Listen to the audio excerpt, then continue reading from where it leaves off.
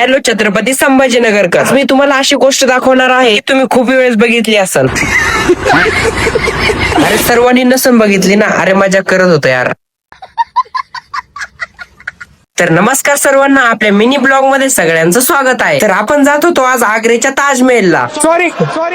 Sorry यार आज काय झालंय, मला शब्द तर वेगवेगळे चालले माझ्या तोंडातून. छत्रपती संभाजीनगर ज्याने ओळखल्या जातो म्हणजे बीबी का मकबरा, त्याला मिनी ताजमहल असं पण म्हणतात बरं का. इथं पोहोचल्याच पाणीपुरी भेळ तुम्हाला जे खायचं खाऊन घ्यायचं बरं का. आतमध्ये काय भेटत नाही. मग जर घोड्यावर बसायचं असेल तर घोड्यावर पण बसू शकता तुम्ही. इथं आम्ही पाणीपुरी आणि भेळ तर नाही घेतलं, पण चहा आणि त्याच्यासोबत पाव घेतला खायला. आपल्या पावाची पॅकिंग तर अशी होती जणू काय बर्थडेचा केकच आहे. केक बघून तर तोंडाला पाणीच सुटलं यार माझ्या. तर अरे याला पन्नी सोबतच खात असते का कसं खात असते यार. पहिली वेळेसच खाल्लोय मी. पन्नीवरची काढावं लागती. हो यार, आबाई म्हणला पन्नी काढून खावं लागतंय.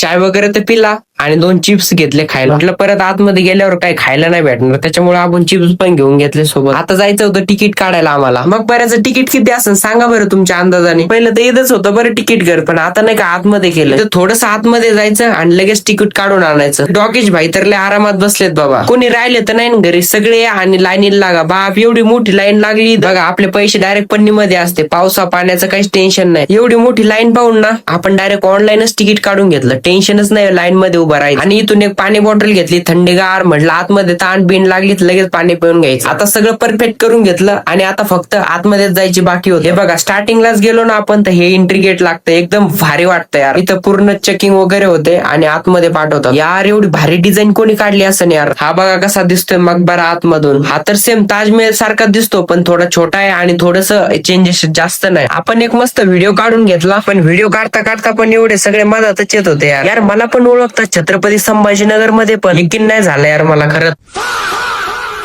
ही पण तर ब्लॉगरच दिसायली यार मला. तर मलाच कॉम्पिटिशनला आली वाटतं यार. सबस्क्राईब आणि फॉलो करा गाईस. घ्या मग आता तेवढं फॉलो करून बरं का.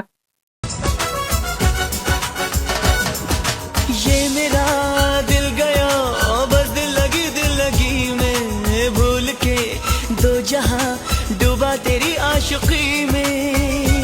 आलो आणि पाऊसच चालू झाला यार. पण भारी वाटायला यार पावसामध्ये. तर आता जाऊ लागलो आम्ही मकबऱ्याच्या आतमध्ये डायरेक्ट. आतमध्ये पण एवढी भारी डिझाईन आहे ना, खूपच भारी आहे. बघाच तुम्ही एकदा. बापरे इथं पैसे तर किती टाकलेत बघा ना. किती दिवसामध्ये एवढे जमा झाले असते बरं पैसे. मीच मारू का ना आतमध्ये उडे यार. लय पैसे तिथं. तर छोटे पोरं तर नुसते पैसेच बघू लागले बाबा. ध्यान देऊन लगे. चला म्हटलं आता जाऊ. बस झालं बघ ना यार. पाऊस पडला होता एकदम थंडगार वाटत होतं यार. चला तर आता जातो आम्ही घरी आणि तेवढं फॉलो करून घ्या बरं का. चला तर बाय बाय, भेटूया दुसऱ्या ब्लॉग मध्ये.